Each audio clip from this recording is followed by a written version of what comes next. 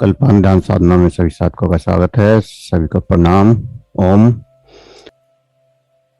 किसी भी आसन में सहज होकर बैठ जाएं। आंखें कोमलता से बंद और सहज हो जाएं।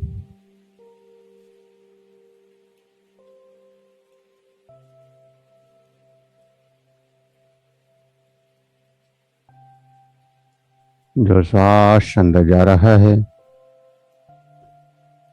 जो श्वास बाहर आ रहा है, उस श्वास का एहसास करें। अंदर जाने वाला श्वास, बाहर आने वाला श्वास, दोनों श्वासों का एहसास। विश्वास के साथ अनंत ऊर्जा अंदर प्रवेश कर रही है। इस ऊर्जा का एहसास और शरीर में जो तरंगे हैं, उन तरंगों का एहसास। पैरों में तरंगों का एहसास, हाथों में तरंगों का एहसास, स्टमक में तरंगों का एहसास, लंग्स की तरंगों का एहसास।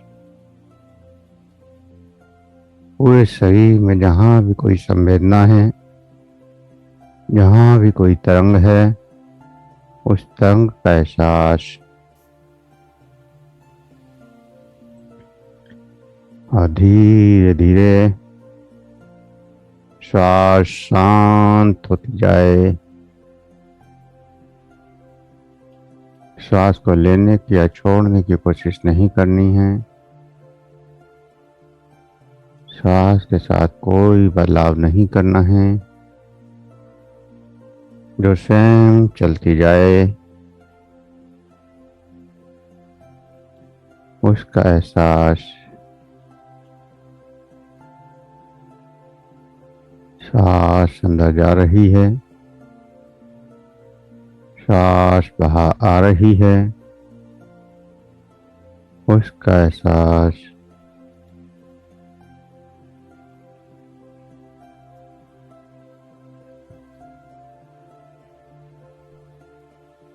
प्रत्येक श्वास का एहसास।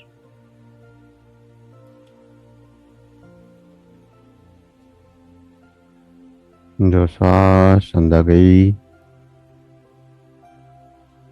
जो श्वास बाहर आई, जो श्वास अंदर जाए,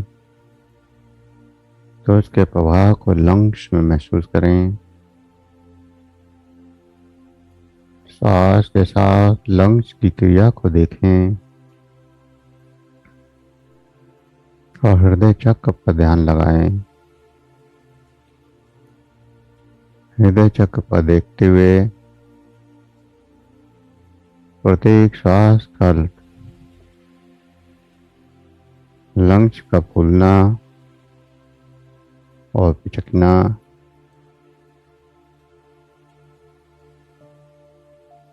श्वासों का एहसास और श्वासों के साथ लंग्स की क्रिया जो स्वयं हो रही है।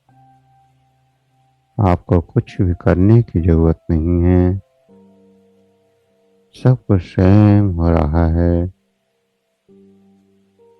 श्वास भी स्वयं चल रही है, लंग्स में भी गति स्वयं हो रही है और श्वास छोटी भी स्वयं होती जा रही है। आपको केवल परिवर्तनों को देखना है। जो भी बदलाव आ रहे हैं, उन बदलावों का एहसास करना है और गहराई में डूबते जाना है।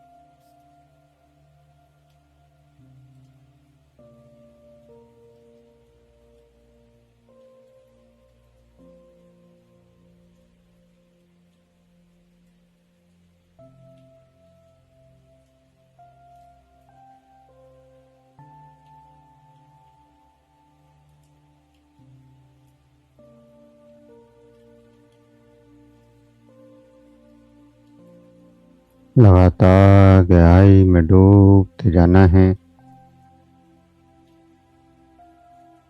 और लंग्स के बाद नाभि का एहसास और सांसों के साथ नाभि में जो गति हो रही है, नाभि का आगे जाना, फिर अंदर जाना, उसका एहसास और नाभि की सूक्ष्म संवेदनाओं का, तरंगों का, या जो भी परिवर्तन हो, जो भी संवेदनाएं हों, जो भी ऊर्जाएं हों, उनका एहसास प्रत्येक श्वास के साथ नाभि पर प्रभाव। श्वास अंदर गया, नाभि तक पहुंचा, फिर श्वास बाहर गया तो नाभि अंदर की ओर खींची। नाभि में एक वैक्यूम कॉस्मिक एनर्जी का, और उससे वो अपने अंदर इस ब्रह्मांड की ऊर्जा को खींच रही है और वहाँ अनंत प्रकाश की उत्पत्ति, सूर्य की जागृति लगातार हो रही है। ये ऊर्जा बढ़ती जाए, बढ़ती जाए, बढ़ती जाए।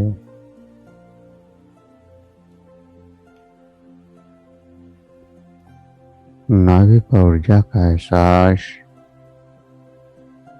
और थोड़ा और आगे बढ़ते हैं। अपने अंदर आते हुए विचारों को देखें। आपके अंदर से जो विचार आए, विपासना का अगला चरण, आपके अंदर से जो विचार आए,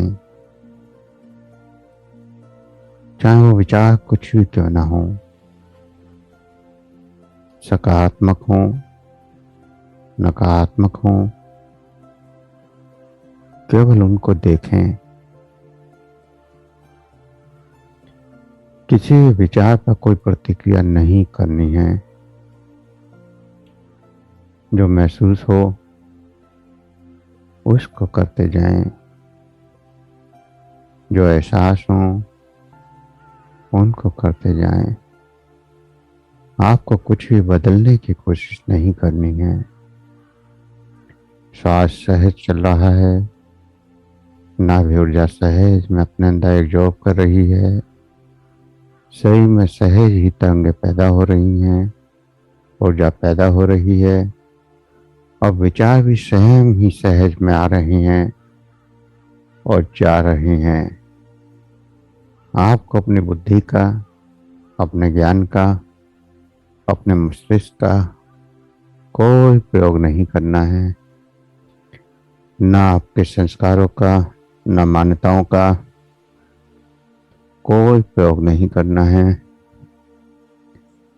विचार अच्छा है या बुरा, ये भी नहीं सोचना है। मस्तिष्क का बिल्कुल इस्तेमाल ही नहीं करना है। सिर्फ चेतना के द्वारा उन विचारों को देखते जाना है, बिना किसी क्रिया के। जो विचार जहां से उठे वो वहीं खत्म हो जाए, इस ब्रह्मांड में विलीन हो जाए। आपने अंदर बहुत सारे विचार इस जन्म में या फिर अनंत जन्मों से दबाए हुए हैं, जो कभी प्रकट नहीं किए, लेकिन वो विचार कष्ट दे रहे हैं। और विपासना इन विचारों को निकाल देती है। आपके अंदर के एक एक विचार को, जो हलाल विष की तरह आपके अंदर समाहित हैं, आपके सूक्ष्म रूप में आपकी चेतना के साथ जुड़े हैं, सूक्ष्म सही के साथ, कारण सही के साथ, जो जन्म जन्मांतर तक पहचान करते हैं, वो विचार जो स्वयं प्रकट होते हैं और आपको विचलित कर देते हैं, उनको आने देना है, रोकना भी नहीं है। जो आ रहा है आने दें, जो जा रहा है जाने दें।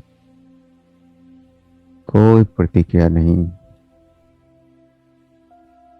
किसी भी विचार पर। आपको तो केवल पत्थर के समान रहना है, बिना किसी हलचल के। चाहे कोई भी विचार आए, चाहे कोई भी आवाज आए आपके अंदर से, कोई आपके पास आ जाए, या आपको कुछ भी नहीं करना है। कोई दृश्य रूप में प्रकट हो, या कोई वॉइस रूप में प्रकट हो, या कोई भी दृश्य आए, विचार के रूप आए, आपको कुछ नहीं करना है। केवल दृष्टा बनकर, साक्षी बनकर इनको देखते जाना है। और आपके देखते देखते ये सब ब्रह्मांड में विलीन हो जाएंगे।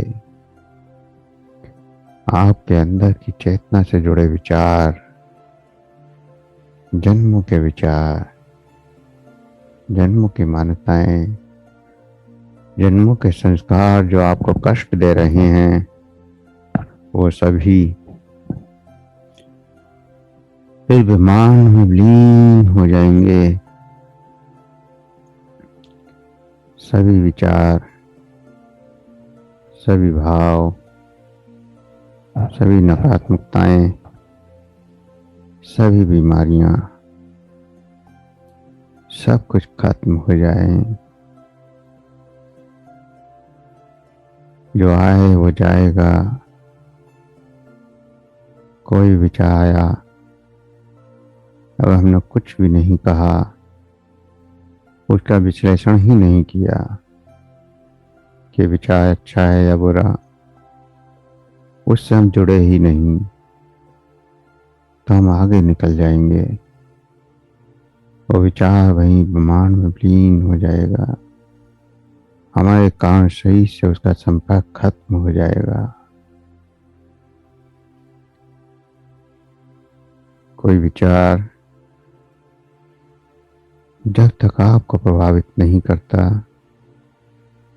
जब तक आप उस पर कोई क्रिया ना करें, प्रतिक्रिया ना करें। आपने देखा होगा कि सड़क पर कोई खड़ा हुआ लगातार गाली दे रहा हो, हजारों लोग उस सड़क से गुजर रहे हैं, लेकिन कोई फर्क नहीं पड़ता, क्योंकि कोई भी उन विचारों को स्वीकार ही नहीं कर रहा। लेकिन वहीं एक आदमी आया और उसको बुरा लगा, क्योंकि उसने उस विचार को स्वीकार कर लिया कि यहाँ गाली क्यों दे रहा है। और जैसे ही उसने स्वीकार कर लिया, उसको कष्ट हुआ, और कष्ट हुआ तो हो सकता है झगड़ा भी हो जाए। तो इसी तरह से हमारे मन में भी यही द्वंद्व चलता रहता है। विचार तो आते हैं, लेकिन हम उन पर द्वंद्व करते हैं।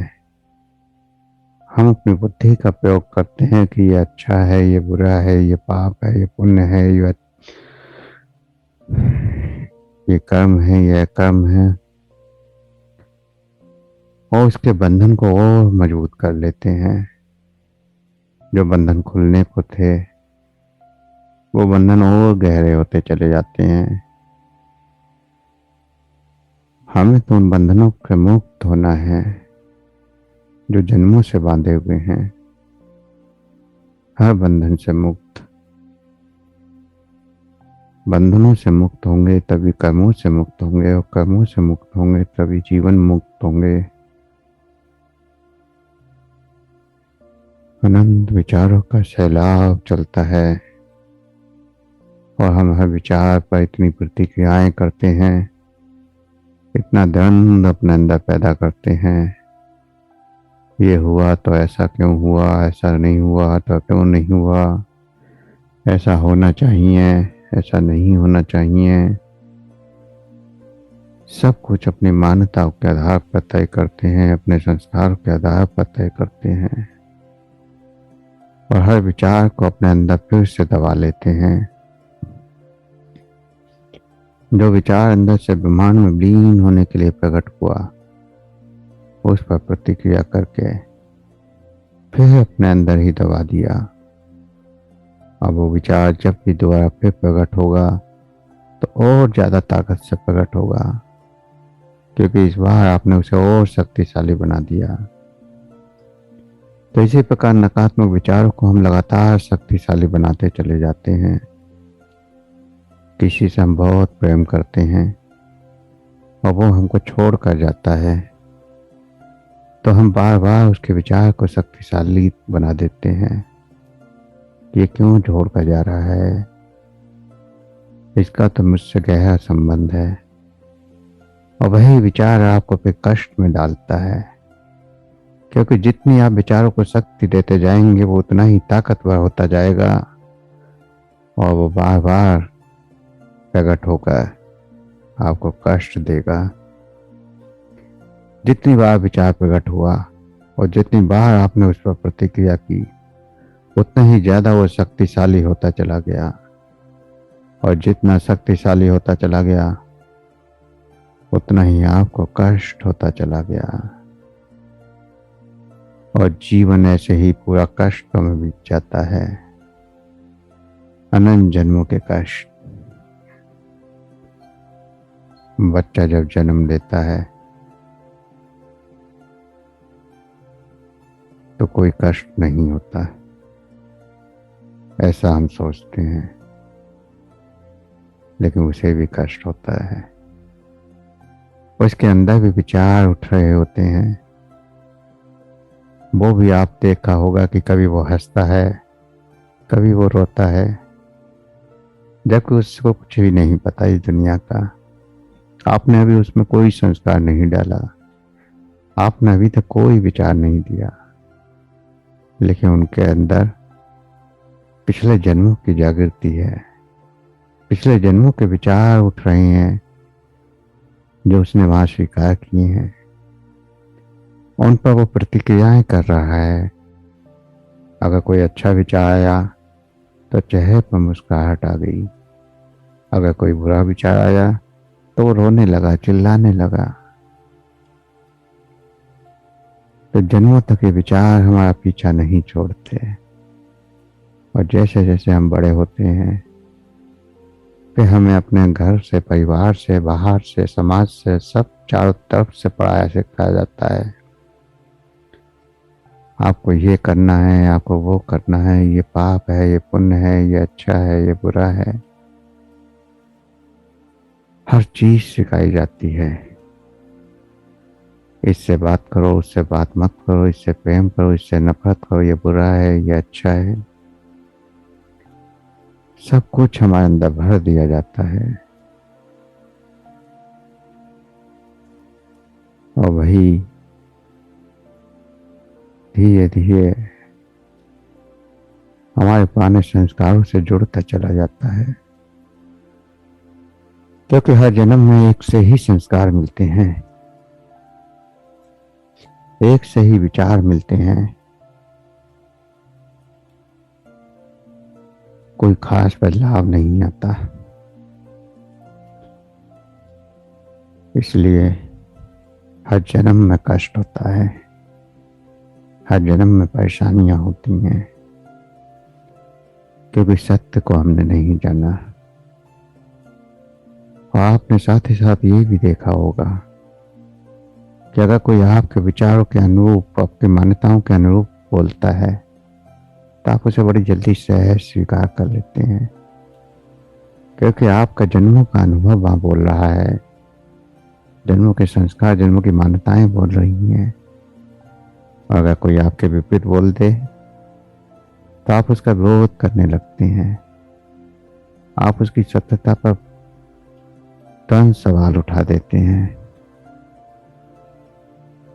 अगर आप भगवान को मानते हैं और कोई आपसे कहे कि भगवान नहीं है, तो आपका विचार तुरंत उसके विरोध में खड़े हो जाएंगे। और एक नहीं, हजारों विचार, आप हजारों तर्क दे देंगे, क्योंकि आपके जन्म के अंदर तर्क दबे हुए हैं। और वो कोई कहे कि मैं भगवान को मानता हूँ, आप नहीं मानते, तो आप उस पर भी हजारों तर्क दे देंगे, क्योंकि वो भी आपके अंदर कहीं ना कहीं दबे हुए हैं। तो ये सब आप अपनी मान्यता के अनुसार स्वीकार कर रहे हैं, अपने संस्कारों के अनुसार स्वीकार कर रहे हैं कि ये विचार अच्छा है, ये विचार बुरा है। तो इस अच्छे और बुरे में ही आप उलझ कर रह गए, सत्य से दूर हो गए। तो जो भी विचार आए, आने दीजिए, चला जाएगा। जो आता है वो जाएगा। किसी विचार की ताकत नहीं है वो जो लंबे समय तक रुक जाए। एक क्षण, दो क्षण से ज्यादा कोई विचार नहीं रुक सकता अगर आप स्वीकार ना करें। सेकंडों में विचार खत्म हो जाता है और नया विचार आ जाता है। और अगर किसी विचार को आपने रोक लिया, स्वीकार कर लिया, तो हो सकता है कि घंटों आप उस पर प्रतिक्रिया करते रहें, या फिर पूरे दिन उस पर प्रतिक्रिया करते रहें, और या फिर महीनों या वर्षों भी प्रतिक्रियाएं करते रहें। कुछ भी हो सकता है। वर्षों प्रतिक्रियाएं चल सकती हैं एक ही विचार पर, क्योंकि आपने उसको पकड़ लिया है, स्वीकार कर लिया है। तो जीवन के जो भी विचार आपके यहाँ आते हैं, इस साधना में विपासना आपके जन्म के विचारों को अंत कर देती है। सिर्फ साक्षी बनकर देखें। ये विपासना का उच्च स्तर है। शिव के 3 स्तर आप कर चुके हैं, ये चौथा स्तर है। और इससे आगे भी एक स्तर है, उसका भी अनुभव कल कराएंगे। तो सहज होकर जो विचार आ रहे हैं आने दें, जा रहे हैं तो जाने दें। कुछ नहीं करना, पूरी तरह से न्यूट्रल होकर बैठ जाएं, पत्थर के समान स्थिर रहें। शरीर में कोई हलचल नहीं, जो कुछ हो रहा है होने दें, होने दें और होने दें।